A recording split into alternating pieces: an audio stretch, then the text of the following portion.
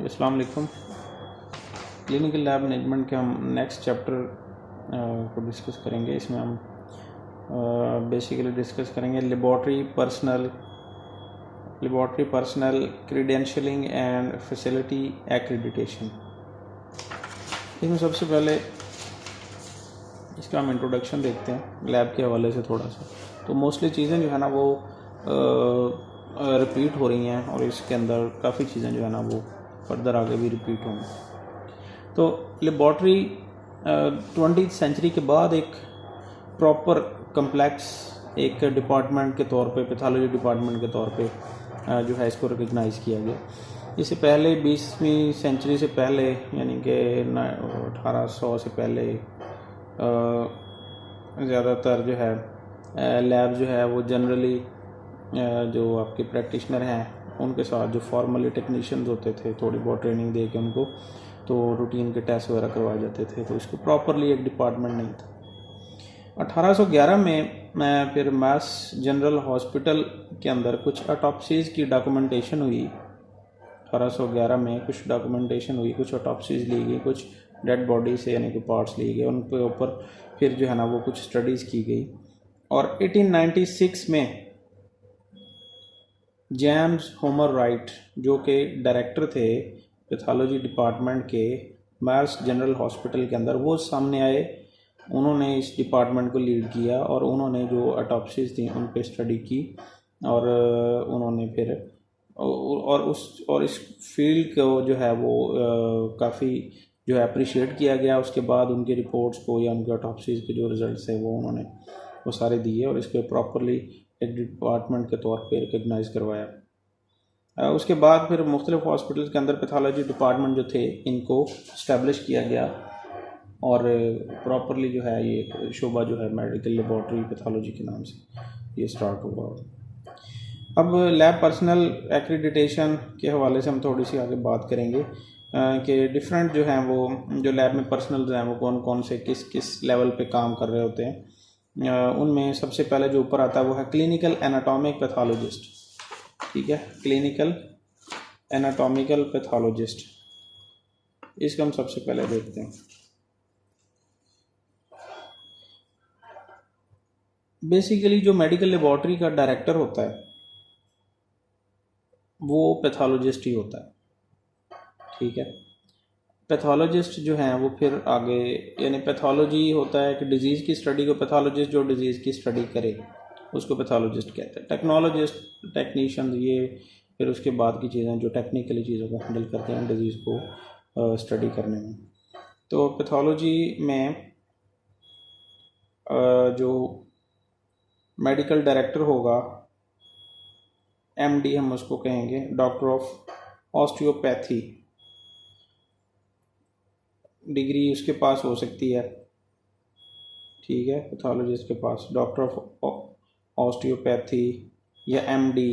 ठीक है, और ये सर्टिफाइड होता है अमेरिकन बोर्ड ऑफ पैथोलॉजी से ASCP के साथ एज एनाटॉमिक या क्लिनिकल पैथोलॉजिस्ट। अब हम थोड़ी सी बात कर लेते हैं एनाटॉमिक जो है जो पैथोलॉजिस्ट है और क्लिनिकल पैथोलॉजिस्ट के हवाले से दो कैटेगरीज में फॉल करते हैं। एनाटॉमिक पैथोलॉजिस्ट आपके वो पैथोलॉजिस्ट हैं जो कि डायरेक्ट आपके जो ऑर्गन्स, टिश्यूज़ और डिजीज़ रिलेटेड जितने आपके बायोप्सीज वगैरह आती हैं उनसे जो उनकी जो स्टडी करते हैं उनको एनालाइज करते हैं और उनकी एग्जामिनेशन जो है इन डिटेल प्रोवाइड करते हैं और ज़्यादातर ये कैंसरस कंडीशंस को डायग्नोज करके फिर आगे फर्दर जो है वो जो भी आपने फिजिशियन सॉरी क्लिनिशियंस ने या सर्जन्स ने जो आगे डिसीजंस करने होते हैं तो उनके लिए ये सारी जो है वो रिपोर्ट्स प्रोवाइड करते हैं और सारा डायग्नोसिस मटेरियल जो है ना ये देते हैं सारा। ठीक है, और ज़्यादातर सर्जिकल स्पेसिमन जो हैं उनके साथ इन्होंने डील करना होता है। जो टेक्नोलॉजिस्ट होते हैं वो ज़्यादातर सर्जिकल स्पेसिमन की और उनकी जो उनको जो माइक्रोटोमी वगैरह के हवाले से यानी टिश्यू को काटना, कटिंग करना, उसके प्रॉपर ब्लॉक्स बनाने, उनको आगे फिर फर्दर जो है वो स्टेनिंग प्रोसीजर्स ये वो करने।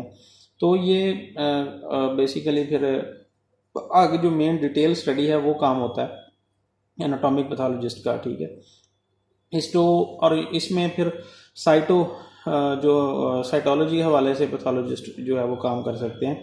हिस्टोपैथोलॉजिस्ट होते हैं जो कि ये काम कर सकते हैं, ठीक है। हिस्टोपैथोलॉजिस्ट और साइटो पैथोलॉजिस्ट होते हैं। साइटोपैथोलॉजी साइटोलॉजी रिलेटेड जो है एफएनए, पैप स्मीयर वगैरह, फाइन नीडल एस्पिरेशन साइटोलॉजी, और जो मतलब जो मैलिग्नेंट सेल्स और इस हवाले से जो उसको डायग्नोज करेंगे तो वो साइटोलॉजिस्ट करेंगे। साइटोपैथोलॉजिस्ट जो होंगे, जो आपके हिस्टोटेक्नोलॉजिस्ट होंगे, हिस्टोपैथोलॉजिस्ट जो होंगे, उनका काम होगा आगे के वो डिफरेंट बायोप्सीज से आपकी हिस्टोलॉजी करेंगे और उसमें जो भी कैंसरस कंडीशन है या जो भी मैलिग्नेंसी या नॉर्मल कोई भी कंडीशन है उसको वो डायग्नोज करते हैं। देन क्लिनिकल पैथोलॉजिस्ट की हम अगर बात करें तो क्लिनिकल पैथोलॉजिस्ट जो है वो आपके ज़्यादातर क्लिनिकल लैब के जो काम है, रूटीन की चीज़ें जो हैं उनको ज़्यादातर वो सुपरवाइज़ करते हैं क्लिनिकल पैथोलॉजिस्ट। और वो ज़्यादातर जो टेक्नीशियन टेक्नोलॉजिस्ट जो हैं इन सारों का काम जो है वो रूटीन की चीज़ें वो सारी क्लिनिकल पैथोलॉजिस्ट के अंडर आती हैं। इसमें क्लिनिकल पैथोलॉजिस्ट में जो जितने बॉडी फ्लूइड्स हैं उनके एनालिसिस हो गए, प्लाज्मा सीरम के एनालिसिस हो गए, urine stool, respiratory mucosal secretions, exudates, inflammation fluid, synovial fluid, peritoneal, pericardial, CSF, इनकी जितनी स्टडीज़ हैं तो वो सारे ये काम होता है आपके क्लिनिकल पैथोलॉजिस्ट का, ठीक है। जो सर्जिकली रिलेटेड थे स्पेसिमन के रिलेटेड जो थे, सर्जिकली रिमूव स्पेसिमन जो बायोप्सीज वगैरह, वो एनाटॉमिक पैथोलॉजिस्ट का काम था। और ये क्लिनिकल काम जितना लैब का है तो ये क्लिनिकल पैथोलॉजिस्ट के अंडर आएगा। तो माइक्रोस्कोपी, स्पेशल स्टेनिंग, ये वो चीज़ें सारी देखना, ये काम है क्लिनिकल पैथोलॉजिस्ट का। तो दिस कैन बी पीएचडी, ज़्यादातर एमबीबीएस, उसके बाद फिर clinical diploma in clinical pathology वगैरह ये होते हैं, और पीएचडी भी हो सकते हैं। फिर पैथोलॉजिस्ट में हिम जो डिफरेंट है क्लिनिकल में, तो हीमाटोलॉजिस्ट की एक कैटेगरी भी आती है जो हीमाटोलॉजी ब्लड डिजीज रिलेटेड जो है वो स्टडीज़ जो है ना वो ये सारी जो है एनालिसिस ये करते हैं। इनमें फिर ये अनीमिया टाइपिंग हो गई, ल्यूकीमिया टाइपिंग हो गई, ठीक है, और एबनॉर्मल थैलेसीमिया वगैरह ये सब को डायग्नोज करते हैं हीमाटोलॉजिस्ट, ठीक है। हीमाटोलॉजिस्ट आ गए, क्लिनिकल पैथोलॉजिस्ट आ गए, साइटोलॉजिस्ट जो है ना ये भी इन्हीं कैटेगरीज में आते हैं। साइटोलॉजिस्ट तो उसमें आ गया एनाटॉमिक पैथोलॉजी के साइड पे, ठीक है। और जितने एडमिनिस्ट्रेटिव और क्लिनिकल एक्टिविटीज़ जितनी लैब के अंदर हो रही होती हैं वो सारी जो है वो इनका काम होता है क्लिनिकल पैथोलॉजिस्ट का या एनाटॉमिक पैथोलॉजिस्ट का, और ये सर्टिफाइड होते हैं American society of clinical pathology से, ठीक है। और क्लिनिकल पैथोलॉजिस्ट का काम है फिर क्वालिटी एश्योरेंस, क्वालिटी कंट्रोल और एनालाइजर्स की जो है वो सुपरविजन, और जो क्लिनिकल और मतलब इन्होंने सारा जो टेक्नोलॉजिस्ट का जो काम है उसको सुपरवाइज करना होता है। टेक्नीशियन से ऊपर टेक्नोलॉजिस्ट, टेक्नोलॉजिस्ट के ऊपर ये क्लिनिकल पैथोलॉजिस्ट, इन सब को ओवरलुक करना जो है वो काम होता है। उनको प्रॉपरली गाइड करना लेबॉर्ट्री एग्जामिनेशंस के हवाले से और प्रॉपर इंटरप्रिटेशन ऑफ रिजल्ट्स के हवाले से, ये काम होगा क्लिनिकल पैथोलॉजिस्ट का। अब डॉक्टर ऑफ लेबॉर्ट्री मेडिसिन की बात करते हैं। ये एक नई डिग्री है जो रिकग्नाइज हुई है। इसमें डॉक्टर ऑफ लेबॉर्ट्री मेडिसिन के हवाले से इनमें सिलेबस ऑलमोस्ट वही होता है जो दूसरे फिजिशियन स्टूडेंट्स जो है ना वो पढ़ते हैं, लेकिन ये फिर इसके पास जो नॉलेज होता है वो लेबॉर्ट्री मेडिसिन का ज़्यादा होता है, और ये कंसल्टेटिव मैनर में ऑपरेट करता है, ठीक है। Operates in consultative manner with practicing physician in interpretation of sophisticated laboratory test. जो सोफिस्टिकेटेड लैब टेस्ट हैं उनके हवाले से ये फिजिशियन और सर्जन उनके साथ मिलकर ये काम करते हैं। Then clinical sciences specialist.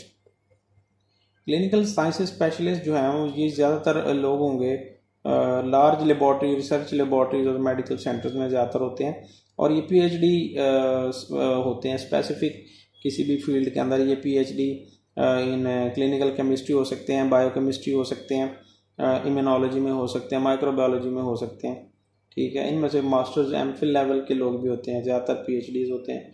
3 to 5 year doctoral programme जो है इन्होंने करना होता है, और उसके बाद ये दी scientist direct manage and supervise there particular departments they have a great body of knowledge about their respective field. तो ये अपने अपने जो डिपार्टमेंट्स हैं उनको लीड करते हैं। फॉर एग्जांपल जो बायोकेमिस्ट है वो बायोकेमिस्ट्री को वो करेगा, और उसके बाद जो आपका माइक्रोबायोलॉजिस्ट है वो माइक्रोबायोलॉजी को डील करेगा, ठीक है। और ये सारे कंसल्टेशन प्रोवाइड करते हैं सारे पैथोलॉजिस्ट को।